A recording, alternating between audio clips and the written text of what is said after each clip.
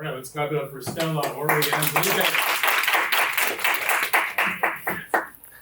Hi, my name is Ori, I'm Felipe. And Stella. and this is our project, Immolation on Dry Lands. Can you tell me who they are? Yeah, so you all will be a multimedia publishing company. Now, our project is primarily a novel, but we'd like to believe it would be sort of under a larger IP, essentially. Okay, so here's a quick table of contents. And let's start with the setting. All right, let's take it away. Setting. So, our world is way in the future, right? It's in this far future Earth, right after this huge energy war. I will like to preface that. Long after this energy war. Energy is a big crisis in this world. And the Earth is very barren. It's very destroyed due to this one sort of material called exomoss. We'll get into that later. But our world is after this war, which is decrepit and ruined. Yeah, and basically after the war, what happened was the people who still had a lot of like material wealth and like property and things like that, they became kind of powerful, and people huddled around them, causing these kingdoms almost to kind of exist, where it's like there's like a big tower where the rich people live at the top, and as you fall down lower, closer to the ground, where the earth is more barren, you see the Yeah, people. it's very industrial arcologies, kind of, in big mega structures made from what was remaining in order to house the people who survived. Yeah. Alright, so a little bit of the background and how we actually got to this disaster. A quick timeline here. About 100 years from today was the discovery of ExoMars. It is this, well actually I'll get into the details a couple of slides down. Following that, 8 years later was the operation of the first ExoMars energy facility. Another 5 years later was the invention of the asphyxia bomb and a couple of weapons of mass destruction. Then 2 years later, global warfare leads to the apocalypse. And ND stands for New Dynasty. It is essentially just the era, like Common Era before Common Era, that came after the apocalypse, essentially. Now, the old Earth was this sort of technologically advanced society. However, through rampant capitalism, there were a lot of extremely energy-hungry industries and manufacturing. So there was a global energy crisis. And in order to solve this crisis, researchers, through the development of interdimensional travel, came across this material called exomoss. They began to rapidly invest into exomoss research as a potential source of biofuel energy. But war broke out over control of key sectors of exomoss energy production, and a civil war broke out. Okay, and then exomoss is the main material. It is this like alien kind of plant that acts like moss but doesn't actually look like moss. It's not really a plant, it's just kind of a thing. It's in a state of quantum flux that I'm not going to get into too much detail to save on time. But it simultaneously exists in all three states of matter. I have a diagram of the molecular structure on the bottom where it starts as solid, liquefies, and then falls apart.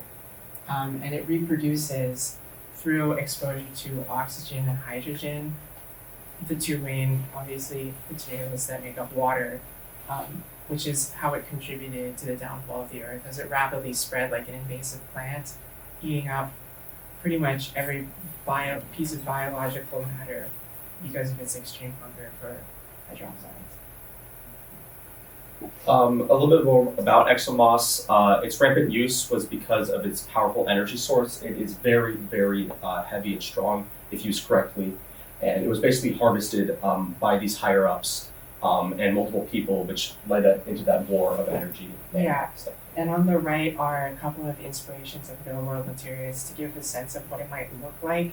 At the top are bismuth crystals, to the right are pyrite crystals. At the bottom is actually liquid nitrogen, which is what its enriched form will look like. So the way it's enriched into energy is it's first harvested, it is then enriched to a supercritical state where it no longer exists as a solid, liquid, or gas, something in between. And then oxygen is introduced, which allows it to reproduce and burn, much like any other biofuel. Okay, and so then the characters. yeah. So our protagonist Quinn he is basically, he works at this recycling kind of junction, and he is the supervisor of the recycling department, kind of. And recycling is obviously extremely important because there's almost no like more biological kind of like natural resources, so they have to really improve their recycling technology and to make sure that they can get all the materials that they really need. You have to repurpose everything. Yeah, and I would like to also add that because of Quinn's higher up position in the recycle facility, it does give him access to talk to a little bit more higher ups and also talk to more of the lower class people. Yeah, much like how waste management in our society is a government job. He is a supervisor of a government business, so he has access to a few channels of communication. And so for now, those higher ups, here's our antagonist, Lucille. In our story, we have this group of 23 people. They're called the board, and Lucille is the newest comer to this group of board. He is seeking power. He's very power hungry. He's very cunning. He's very charismatic. He wants to enrich himself. Yes, exactly. And he's the newcomer of this board. And the board is the oligarchy, essentially.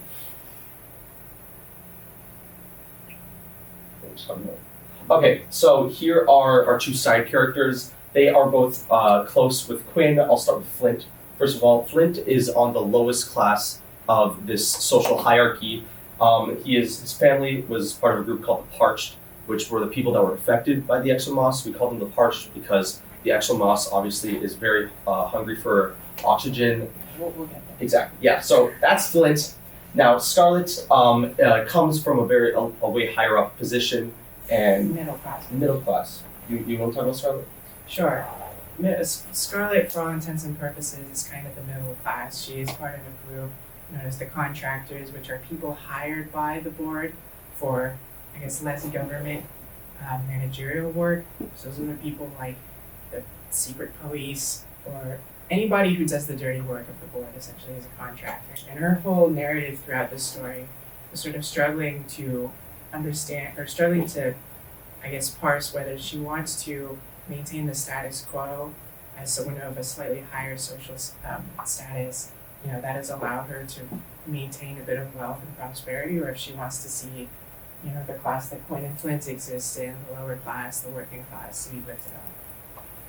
And some of the factions here, obviously there's the proletariat, the working class, the board, the oligarchs, the labor aristocracy, those are the contractors, and the parched are the people who have been inflicted with exomoss. They're called the parched because, like Ori said, they've been severely dehydrated, and they're unable to work. So they're essentially kind of freeloaders in the eyes of the board. Okay, so our first act is Nature's Gift to Mankind, and it starts off with an exposition, kind of Quinn going about his daily life, obviously working at the recycling junction, and during his time at his work, he comes into contact with the exomoss for the first time, and he sees the potential in it, and he kind of realizes that like something is going on with this. So he ends up taking it up to the board, but Lucille, figuring out that Quinn might be onto something and might figure out what the board is using, like how the board is using exomoss to create a lot of their energy, he immediately shuts Quinn down. In particular, the recycling center is given a contract by the government to repurpose a bunch of medical waste, and it is sort of revealed a bit that this medical waste is from a secret project that Lucille is developing, where he wants to use exomoss to create medical technology that he would use to enrich himself. Here's just some media. This is a depiction of what I believe the waste processing facility would look like. Okay, so here's our Act 2. From blood comes creation. Very sounded cool. Okay, so obviously Quinn brings this up to the board, and Lucille shuts this down immediately.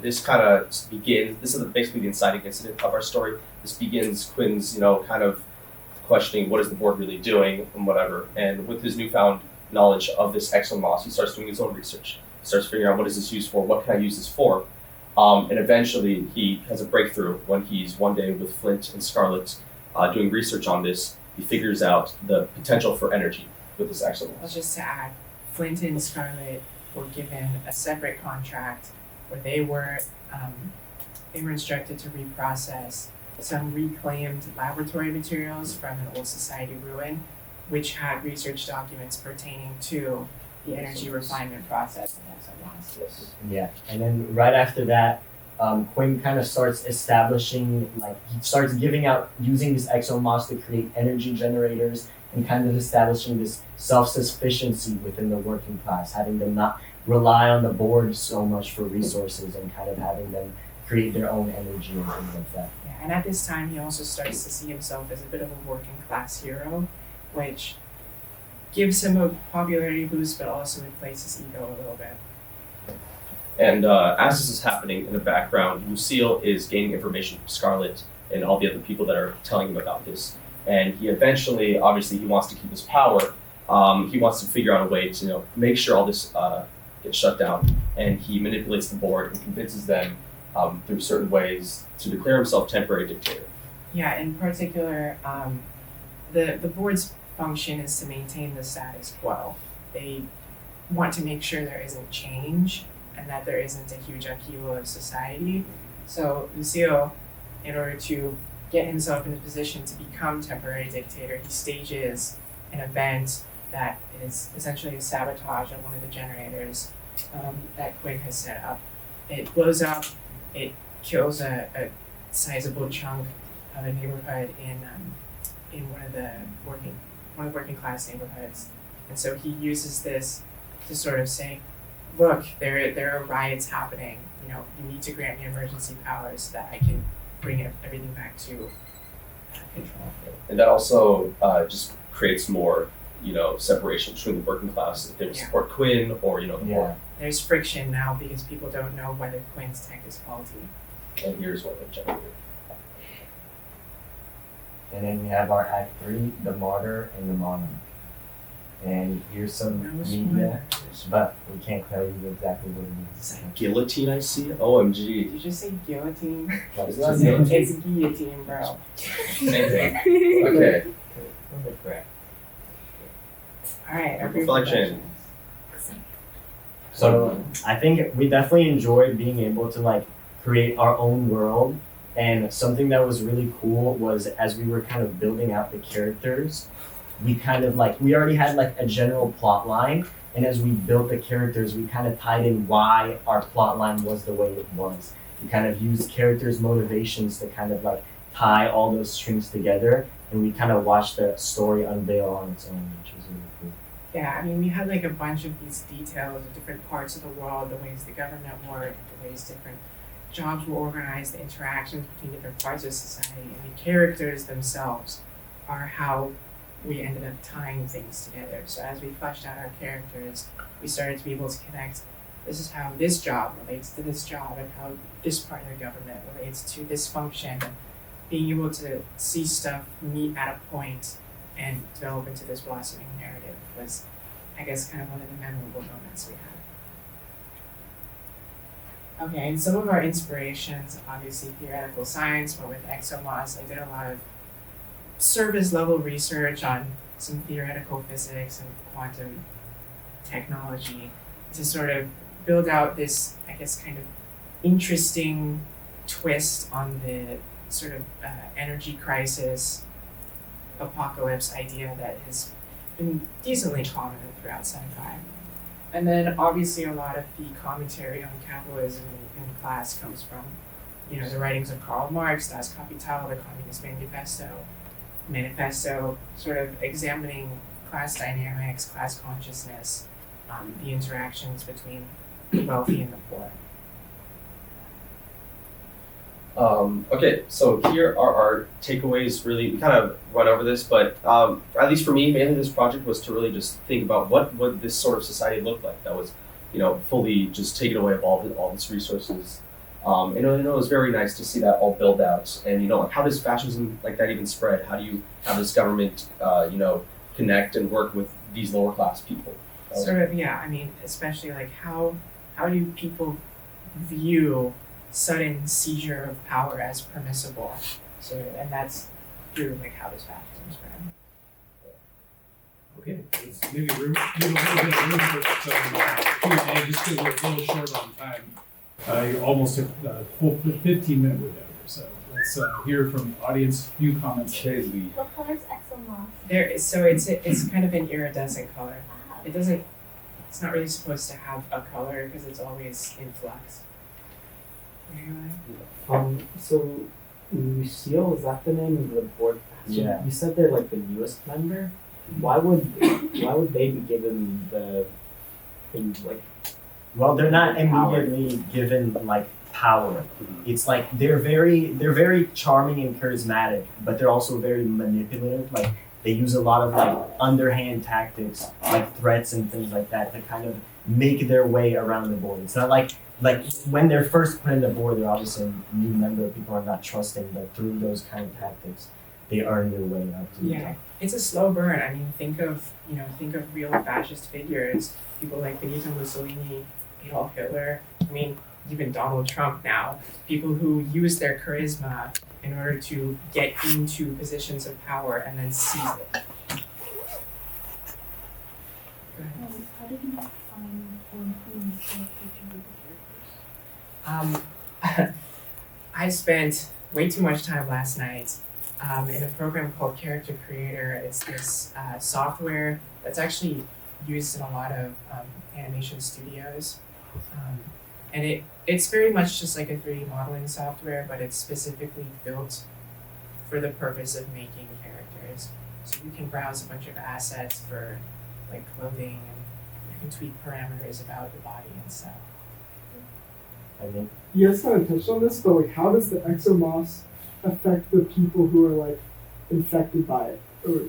It basically drains, all their all their like hydrogen, all their water, everything. It basically sucks it all out. Basically, like imagine like it just sucks all your life out of you. Like take the feeling of being dehydrated and then multiply that by like 100. But it doesn't kill them. It can eventually. Okay. It's kind of a slow burn. It's like an infection. You know what I So mean? how do you come up with like, two names, like your protagonist and anti-protagonist? Oh, yeah. So Luciel comes like the root word Lucy is obviously like the name for like Lucifer, which is obviously like, exactly like evil. And then Luciel is a French name, so we had to make it more evil by making It was part of it was a little, yeah, as we all know, French people are evil. But, no, I'm joking. But, in particular, we started with just the name Lucy, L-U-C-I, and I wanted to give it a slightly more masculine flair, so I added L-L-E to the end, which in general doesn't change most of the pronunciation. You would still mostly read it as Lucy.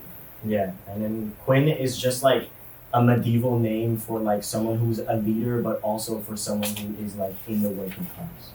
So it's kind of Yeah, Deepa? So the girl, what's her name, Scarlett, she like is spying on Quinn the whole time and reporting back to the bad guy. Kind of. She's struggling with whether she feels loyalty towards the board and wanting to maintain, the system that has given her wealth and prosperity, or if she wants to see these people she's grown a connection with, be successful.